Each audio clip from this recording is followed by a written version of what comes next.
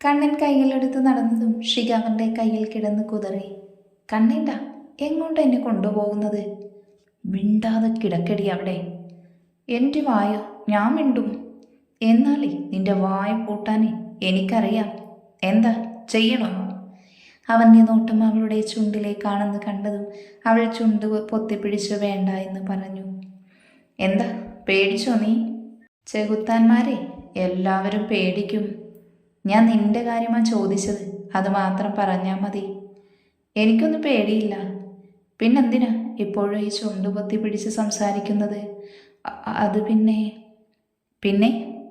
എൻ്റെ കൈ എൻ്റെ വായ, അപ്പം ഞാൻ എനിക്കിഷ്ടമുള്ളത് ചെയ്യും. എന്നാലേ നീ എൻ്റെ കവിളിൽ ഒരു ഉമ്മ തന്നേ. അതും ഞാൻ തരും. അവൾ ആലോചിക്കാതെ പറഞ്ഞതും അവൻ അവളെ നോക്കി. എന്താ പറഞ്ഞത്? അറിയാതെ. മനസ്സിലുള്ള കാര്യമാണ് പുറത്തു വരുന്നത്. ആ കവിളിൽ ചുണ്ട് ചേർക്കാൻ ഞാനും ആഗ്രഹിച്ചിട്ടുണ്ട് കണ്ണേട്ട, ഒരുപാട്. പക്ഷേ അത് ആഗ്രഹം മാത്രമായി മാറി. ഹലോ, എന്താലോചിച്ച് കിടക്കുക? ഒന്നുമില്ല. എന്നെ താഴെ ഇറക്കുന്നുണ്ടോ? ദാ ഇറക്കി. പറഞ്ഞപ്പോൾ തന്നെ ഇറക്കിയോ? ദുഷ്ടൻ. വെറുതെ പറഞ്ഞു കുറച്ചു നേരം കൂടെ അങ്ങനെ കിടന്നാൽ മതിയായിരുന്നു. ഡീ കയറ്. ബുള്ളറ്റിലോ? അല്ല, ലോറിയിൽ. ഡി കയറ്, സമയം പോകുന്നു. എങ്ങോട്ടാ? ഇങ്ങോട്ട് ചോദ്യം വേണ്ട, കയറാൻ നോക്ക്. അല്ലെങ്കിൽ മുൻപിൽ കിടത്തി കൊണ്ടുപോകാൻ എനിക്കറിയാം. പെട്ടെന്ന് അവൾ എന്തോ ആലോചിച്ച് നിന്ന് വേഗം ചാടിക്കയറി. അവൻ ബുള്ളറ്റിൻ്റെ സ്പീഡ് കൂട്ടിയതും അവൾ അവനെ മുറുകെ കെട്ടിപ്പിടിച്ചിരുന്നു. കണ്ണേട്ട, സ്പീഡൊന്ന് കുറച്ചുകൂടെ? അവനൊന്നും മിണ്ടുന്നില്ലെന്ന് കണ്ടതും അവൾ ഒന്നുകൂടെ മുറുകെ പിടിച്ച് അവനിലേക്ക് ചാഞ്ഞിരുന്നു. ഒത്തിരി സന്തോഷാവുക കണ്ണേട്ട ഈ നിമിഷം. എന്നും ഇങ്ങനെയാവാൻ എനിക്കും ആഗ്രഹമുണ്ട്. പക്ഷേ നടക്കില്ല. ഈ ദിവസം മറക്കാനാവില്ല ഒരിക്കലും. എന്നും ഓർത്തിരിക്കാൻ കുറേ ഓർമ്മകൾ കണ്ണേട്ടൻ തരുന്നുണ്ട്. അത് മതി എനിക്ക്. കണ്ണേട്ടൻ ശിവാനി ചേച്ചിയുടെ ആവുന്നത് കാണാൻ എനിക്ക് പറ്റുമോ? സഹിക്കില്ല. സ്നേഹിച്ചു പോയില്ലേ? അവൾ കണ്ണനിലേക്ക് ഒന്നുകൂടെ ചേർന്നിരുന്നതും അവളുടെ കണ്ണുനീർ അവൻ്റെ ഷർട്ടിലായി. ഷിക, എന്താ കണ്ണേട്ടാ? നീ കരയാണോ? അത് കാറ്റിൽ കണ്ണിലെന്തോ പോയി. ഇറങ്ങ്, എത്തി. ഇതെവിടാ? ദാ അങ്ങോട്ട് നോക്ക്. ഇത് ഓർഫനേജ് അല്ലേ ഷിക ചേച്ചി? പെട്ടെന്ന് പൂജയുടെ ശബ്ദം കേട്ടതും അവൾ തിരിഞ്ഞു നോക്കി. മോളെ, നീ എന്താ ഇവിടെ?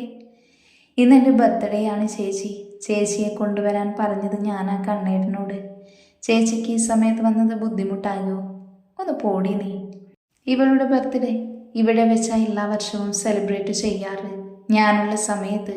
പിന്നെ 5 വർഷങ്ങൾക്ക് ശേഷം ഇന്നാ ചെയ്യുന്നത്. എന്നാ മുറിച്ചാലോ മോനെ? ശരി മദർ. ഇവിടുത്തെ മദറാണ് ചേച്ചി ഇത്. ഷിക അവരുടെ മുഖത്ത് നോക്കി ചിരിച്ചതും അവരും ചിരിച്ചു. പിന്നെ അവിടുത്തെ കുട്ടികൾക്കൊപ്പം കേക്ക് മുറിച്ച് സെലിബ്രേറ്റ് ചെയ്തും ഷികയും കണ്ണനും തിരിച്ചു. കണ്ണേട്ട, ഇവിടെ ഒന്ന് നിർത്തുവോ? എന്തിനാ? ഇവിടെ കുറച്ച് നേരം ഇരുന്ന് പോവാം പ്ലീസ്.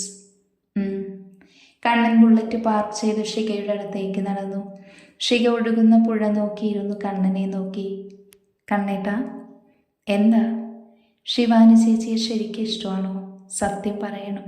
എൻ്റെ തലയിൽ കൈവച്ച് അവൻ അവളെ കുറച്ചു നേരം നോക്കി. അവളുടെ കൈ ചേർത്ത് പിടിച്ച് അവൾ അവനെയും അവൻ്റെ കയ്യിലേക്ക് മാറി മാറി നോക്കി. കണ്ണൻ അവളോട് എന്തോ പറയാനായി വന്നതും കണ്ണനെ ആരോ ബാക്കിൽ നിന്ന് ചവിട്ടി വീഴ്ത്തിയതും ഒരുമിച്ചായിരുന്നു. കണ്ണേട്ടാ, അവനെ തൊട്ടപ്പോൾ മോൾക്ക് പൊള്ളിയോ? നിങ്ങളൊക്കെ ആരാ? അത് മോൾ അറിയേണ്ട. മോളെ ഞങ്ങൾക്കറിഞ്ഞാൽ മതി അല്ലേ സുരേഷ? അയാളൊരു വഷളൻ ചിരിയോടെ പറഞ്ഞതും ഷിക പേടിയോടെ ബാക്കിലേക്ക് നീങ്ങി. അവളെ എന്നാൽ തൊട്ട് നോക്കടാ, ധൈര്യം ഉണ്ടെങ്കിൽ. നിന്റെ ഇന്നത്തെ സെറ്റപ്പാണോടാ ഇവൾ? ഡാ, എന്താടാ ദേഷ്യം വന്നു നിനക്ക്? ഈ സമയം അവരുടെ കൂടെയുള്ള വേറൊരാൾ വന്നതും കണ്ണനെ കണ്ട് വിറച്ചു നിന്നു. ഒരാൾ ഷികയെ ചേർത്ത് പിടിക്കാൻ നോക്കിയതും കണ്ണൻ അയാളെ ചവിട്ടി. ഷിക, മാറി നിൽക്ക്. കണ്ണൻ അലറി പറഞ്ഞതും അവൾ വേഗം അവൻ്റെ പിന്നിലേക്ക് മാറി നിന്നു. അലിയ, ഇത് ആ ചെകുത്താനാണ്, വേണമെങ്കിൽ രക്ഷപ്പെട്ടോ. വന്ന ആൾ വിളിച്ചു പറഞ്ഞു ഓടിയതും ബാക്കിയുള്ളവർ അവനെ പേടിയോടെ നോക്കി. എന്താ, ഇവളെ തൊടേണ്ടേ? ഷികയെ മുൻപിലേക്ക് നിർത്തി അലറി പറഞ്ഞതും അവരെല്ലാവരും വേണ്ടെന്ന രീതിയിൽ തലയാട്ടി. കണ്ണന് ദേഷ്യം സഹിക്കാതെ വന്നതും അവൻ അവരെ എല്ലാവരെയും ഇടിച്ചു നിരത്തി. കണ്ണേട്ട, വേണ്ട, മതി, വിട് ശിഖ. ഇനി അടിച്ചവർ ചത്തുപോകും കണ്ണേട്ട, മതി, വാ. അവൻ ശിഖയുടെ കൈവിട്ട ബുള്ളറ്റിൽ കയറിയിരുന്നതും ശിഖ അവനെ പേടിയോടെ നോക്കി. എന്തടി നോക്കി നിൽക്കുന്നത്? ഇപ്പോൾ ഉണ്ടായത് നീ കാരണ. ഞാനോ? നിനക്കല്ലേ ഇവിടെ ഇരിക്കാൻ തോന്നിയത്? അത് കണ്ണേട്ടൻ്റെ കൂടെ ഇരിക്കാൻ തോന്നിയപ്പോ. അതിന് ഞാൻ നിന്റെ ആരാടി? കാമുകനോ അതോ ഭർത്താവോ? എന്താടി നാവിറങ്ങിപ്പോയോ? അവൾ കരഞ്ഞവനെ നോക്കിയപ്പോഴാണ് അവൻ ദേഷ്യത്തിൽ പറഞ്ഞത് അവന് ഓർമ്മ വന്നത്. നീ കയറ്, പോവാം. അവൻ ശാന്തമായി പറഞ്ഞതും ശിഖ കയറിയിരുന്നു, അവനെ തൊടാതെ. കണ്ണാടിയിൽ കൂടെ അവൾ കരയുന്നത് കണ്ടതും കണ്ണൻ കണ്ണടച്ച്. പിന്നെ ബുള്ളറ്റ് സ്റ്റാർട്ടാക്കി പോകുമ്പോൾ അവൾ തന്നോട് ചേർന്നിരിക്കുന്നില്ല എന്ന് കണ്ടതും കണ്ണൻ സ്പീഡ് കൂട്ടി. എന്നാൽ അവൾ ആവുന്നത് പോലെ അവനെ തൊടാതെ തന്നെ ഇരുന്നു. വീടെത്തിയതും ശിഖ സ്പീഡിൽ അകത്തേക്ക് നടന്നു. വാതിൽ നടക്കുമ്പോഴേക്കും കണ്ണൻ അകത്ത് കയറി. ഇനി പൊക്കൂടെ? എനിക്ക് സൗകര്യമല്ല. അവൻ അത് പറഞ്ഞ് അവൾക്ക് മുൻപിൽ നിന്നതും ശിവാനിയുടെ റൂം തുറന്നു. ശിഖ എന്ത് ചെയ്യുമെന്നറിയാതെ വിറച്ചു നിന്നതും കണ്ണൻ അവളെ ചേർത്ത് പിടിച്ചൊരു മൂലയിലേക്ക് ചേർന്നു നിന്നു. ശിവാനി അവിടെ വരുന്നത് കണ്ടതും ശിഖ അവനെ ഇറുക്കെ പിടിച്ചു നിന്നു. പെട്ടെന്ന് ശിവാനി വെള്ളം കുടിച്ചു പോയതും ശിഖ അത്രയും നേരം പിടിച്ചുരച്ച് ശ്വാസം വിട്ടു. മാറി നിൽക്ക്. ശിഖ കണ്ണനെ തള്ളി മാറ്റി പോയതും കണ്ണൻ അവൾക്ക് മുന്നേ റൂമിൽ കയറി. ശിഖ കട്ടിലിൽ കണ്ണടച്ചിരുന്നതും അവൻ ചെയറിലിരുന്നു. അവൾ ഉറങ്ങിയെന്ന് മനസ്സിലായതും അവൻ അവളുടെ മടിയിലേക്ക് കിടന്നു. പിന്നെ അവളെ നോക്കി ഉറക്കത്തിലേക്ക് വീണു. രാവിലെ ശിവാൻ ശിഖയെ അന്വേഷിച്ചു വന്നപ്പോഴാണ് റൂം ചാരിക്കിടക്കുന്നത് കണ്ടത്. അതുകൊണ്ട് തള്ളി തുറന്നകത്ത് കയറിയതും അവൾ ദേഷ്യം കൊണ്ട് വിറച്ചു. ഒന്നിക്കാൻ സമ്മതിക്കില്ല ഞാൻ രണ്ടാളെയും. അതിനുവേണ്ടി എന്ത് ചെയ്യാനും എനിക്ക് മടിയില്ല. പിന്നെ അവൾ വേഗം റൂമിലേക്ക് നടന്ന് കണ്ണൻ്റെയും അവളുടെയും ഫോട്ടോ പലതരത്തിൽ മോർഫ് ചെയ്ത് അവൾ സേവാക്കി പൊട്ടിച്ചിരിച്ചു. രാവിലെ ശിഖ കണ്ണു തുറന്നതും അവളുടെ ശ്രദ്ധ പോയത് തൻ്റെ മടിയിൽ കിടക്കുന്ന കണ്ണൻ്റെ നേരെയാണ്. കണ്ണേട്ടൻ എങ്ങനെ ഇവിടെ? പെട്ടെന്ന് അവൾ അവനെ ബെഡിലേക്ക് കിടത്താൻ നിന്നതും അവൻ അവളുടെ അരികിലൂടെ ചുറ്റിപ്പിടിച്ചു. ഈ കണ്ണേട്ടൻ എന്തായി ചെയ്യുന്നേ? അവൾ അവൻ്റെ കൈയെടുത്ത് മാറ്റാൻ നോക്കിയതും അവൻ ഒന്നുകൂടെ ഇറുക്കെ പിടിച്ചു. കള്ള ഉറക്കാണോ അതോ ശരിക്കും ഉറങ്ങാണോ?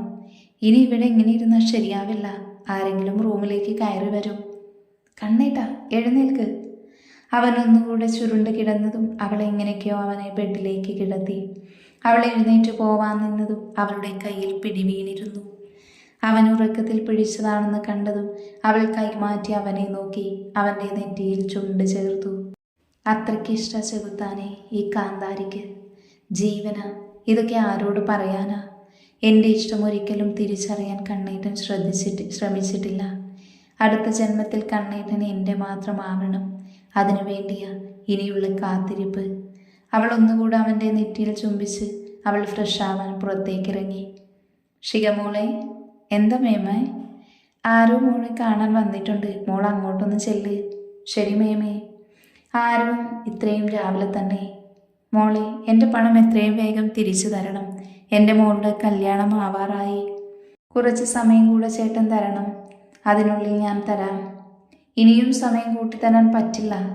പെട്ടെന്ന് അവളുടെ ശ്രദ്ധ കയ്യിലേക്ക് പോയതും അവൾ കയ്യിലുള്ള 2 വള അയാൾ കോരിക്കൊടുത്തു. ചേട്ടാ, ഇപ്പം എൻ്റെ കയ്യിലുള്ളത് ഇതുള്ളൂ. 1 മാസത്തേക്ക് സമയം തന്ന 2 ആഴ്ച തരും. അതിനുള്ളിൽ മുഴുവൻ പണം തന്നില്ലെങ്കിൽ ഞാൻ ഈ വീട് വിൽക്കും. അറിയാലോ, എൻ്റെ കയ്യിലാണ് വീടിൻ്റെ പ്രമാണം. കുറേ എണ്ണമുണ്ട് പൈസ വാങ്ങി മുങ്ങി നടക്കുന്നവർ. എന്നെ അറിയാലോ, പറഞ്ഞ സമയത്ത് മുഴുവൻ തുകയും കിട്ടണം. അയാൾ താക്കിയതുപോലെ പറഞ്ഞു പോയതും ശിഖ ഇനി എന്ത് ചെയ്യുമെന്നറിയാതെ നിന്നു. ശിഖ ചേച്ചി, ഒന്ന് സഹായിക്ക്, അല്ലെങ്കിൽ വീട് പോകും. പോയാൽ എനിക്കൊരു ചുക്കുമില്ല. ചേച്ചി, പിന്നെ നമ്മൾ എവിടെ താമസിക്കും? ഞാനൊരു ഫ്ലാറ്റ് ബുക്ക് ചെയ്തിട്ടുണ്ട്. അവിടേക്ക് ഞാൻ താമസം മാറും. പിന്നെ വിവാഹം കഴിഞ്ഞാൽ ഞാൻ കണ്ണേട്ടൻ്റെ ഒപ്പം ആകില്ലേ? ചേച്ചി, അപ്പം ഞങ്ങളോ? അത് എനിക്കറിയേണ്ട. പിന്നെ അമ്മയെയും അച്ഛമ്മയെയും ഞാൻ എൻ്റെ ഒപ്പം കൊണ്ടുപോകും. അതും കുറച്ച് നാളത്തേക്ക്. പക്ഷെ നീ നിൻ്റെ കാര്യം നോക്കണം. ആർക്കും വേണ്ടാത്തത് എന്നെയാണല്ലേ ചേച്ചി. ചേച്ചിക്കൊരു സഹായം ചെയ്യാൻ പറ്റുമോ? എന്താ? കണ്ണേട്ടൻ്റെ കയ്യിൽ നിന്ന് കുറച്ച് പണം വാങ്ങിത്തരുമോ? ഞാൻ പതുക്കെ അടിച്ചു തീർത്തോണ്ട്. ഞാൻ നിൻ്റെ കാര്യം പറഞ്ഞു നോക്കാം. നടക്കുമെന്നറിയില്ല. ഇത് പറഞ്ഞ് ശിവാനി പോയതും ശിഖ ആലോചനയോട് അടുക്കളയിലേക്ക് നടന്നു. കണ്ണൻ എഴുന്നേറ്റതും ആരും കാണാതെ പുറത്തേക്ക് ഇറങ്ങി.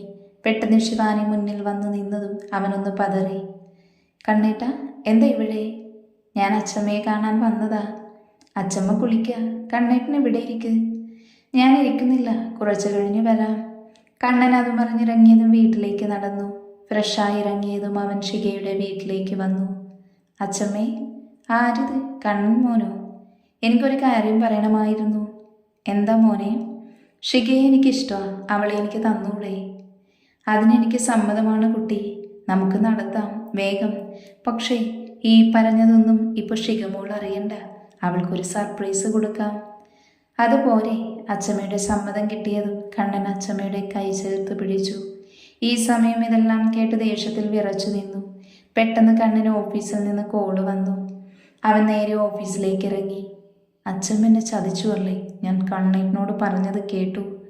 പിന്നെ അച്ഛമ്മ അവളോട് പറഞ്ഞത് കേട്ടതും അവളുടെ കണ്ണുകൾ തിളങ്ങിയിരുന്നു ആ നിമിഷം. ഷിക, നീ വന്നോ? എന്താ നിന്റെ മുഖം വല്ലാതിരിക്കുന്നത്? എന്തെങ്കിലും പ്രശ്നമുണ്ടോടാ വീട്ടിൽ? പലിശക്കാരൻ വീട്ടിൽ വന്നിരുന്നു. 2 ആഴ്ചക്കുള്ളിൽ പണം അടച്ചു തീർത്തില്ലെങ്കിൽ വീട് പോകും. ഡാ, എന്തെങ്കിലും വഴി നീ കണ്ടുവച്ചിട്ടുണ്ടോ? എവിടുന്ന്? അപ്പം പിന്നെ എങ്ങനെ 2 ആഴ്ചക്കുള്ളിൽ അടച്ചു തീർക്കും? ഒന്നും അറിയില്ല. നമുക്ക് കണ്ണേട്ടനോട് ചോദിച്ചാലോ? ശിവാനി ചേച്ചിയോട് കണ്ണേട്ടനോട് സൂചിപ്പിക്കാൻ പറഞ്ഞിട്ടുണ്ട്. ഇനി എനിക്കാണെന്ന് അറിയുമ്പോൾ തരാതിരിക്കുമെന്ന എൻ്റെ പേടി. ശിവാനി ചേച്ചി എന്ന് പറയില്ല നിന്നോട് മറുപടി. അത് നെഗറ്റീവായ നമുക്ക് മിഥുനേട്ടൻ വഴി ചോദിച്ചു നോക്കാം. അതാ ഞാനും തീരുമാനിച്ചു വെച്ചിരിക്കുന്നത്. മതിയായ ജീവിതം, അച്ഛൻ്റെ അടുത്തേക്ക് പോവാൻ തോന്നുക. വേണ്ടാത്തൊന്നും പറയാതിരിക്കുക ഷിക, അല്ലെങ്കിൽ എൻ്റെ കയ്യിൽ നിന്ന് നല്ലത് കിട്ടും നിനക്ക്. ഞാനിനി മിണ്ടുന്നില്ല. ദാ ബസ് വന്നു, കയറ്. 2 പേരും കയറിയതും ബസ് എടുത്തു. ഷോപ്പിന് മുൻപിലെത്തിയതും ഷികയും അഞ്ജുവും ഉള്ളിലേക്ക് കയറി. ഷിക ചേച്ചി. അർജു, നീ എവിടെ ആയിരുന്നു? ഞാനിവിടെ ഉണ്ടായിരുന്നില്ല ചേച്ചി, കസിൻ്റെ കൂടെ കറങ്ങാൻ പോയി. ഇന്നലെയാ പിന്നെ വന്നേ. പിന്നെ ചേച്ചി, ചെകുത്താൻ എന്തു പറയുന്നു? ഇപ്പോൾ അടുത്തെങ്ങാനും വളച്ചൊടിക്കുമോ? ഷിക അവനെ നോക്കി നടന്നതും അർജു മഞ്ജുവിനെ നോക്കി. എന്താ ഷിക ചേച്ചി ഒന്നും പറയാതെ പോയത്? അർജു, നമ്മൾ വിചാരിക്കുന്നത് പോലെയല്ല കാര്യങ്ങൾ. കണ്ണേട്ടനെ സ്നേഹിക്കുന്നത് ഷികയെ അല്ല. പിന്നെ ആരെയാ? ഷികയുടെ ചേച്ചി ശിവാനിയെ. ചേച്ചി എന്തൊക്കെയായി പറയുന്നേ? സത്യാണ്, കണ്ണേട്ടൻ തന്നെയാ ഷികയോട് പറഞ്ഞത്. അപ്പം ഞാൻ ഏട്ടനോട് പറഞ്ഞത് പെട്ടുപോയല്ലോ. ഇനി ഞാൻ എൻ്റെ ഏട്ടത്തി അമ്മയാക്കാൻ നോക്കാം. ഡാ, എന്താലോചിച്ച് നിൽക്കുക നീ? അതൊക്കെ ഉണ്ട്. എന്താടാ പറ. പറയാൻ എനിക്ക് സൗകര്യമില്ല. ചേച്ചി പണി ചെയ്യാൻ നോക്ക്. നീ പോടാ. മഞ്ജു അവൻ്റെ അടുത്ത് നിന്ന് ചാടിത്തുള്ളി പോയതും അർജു അവിടെ നിന്ന് പോയി. ഈ സമയം ഇതെല്ലാം കേട്ടുന്നത് ആരവ് എന്തൊക്കെയോ തീരുമാനമെടുത്ത് അവിടെ നിന്നും നടന്നു നീങ്ങി. ഹലോ വിക്രം, എന്താ കാണണമെന്ന് പറഞ്ഞത്? ഇതാ ഫയല്. നീ എടുക്കുന്ന ആരെങ്കിലും കണ്ടോ? ഇല്ല. ഗുഡ്. ഷികയുടെ കാര്യം എനിക്ക് സംസാരിക്കാനുണ്ടായിരുന്നു. എന്താ? അവളെ നിങ്ങൾക്ക് വേണോ? വേണം. അതിനുവേണ്ടിയല്ല ഞാൻ നിന്റെ ഒപ്പം നിൽക്കുന്നത് തന്നെ. എന്നാൽ ഞാൻ പറയുന്ന ദിവസം ഷികയെ നിങ്ങൾ ഈ നാട്ടിൽ നിന്ന് കൊണ്ടുപോകണം.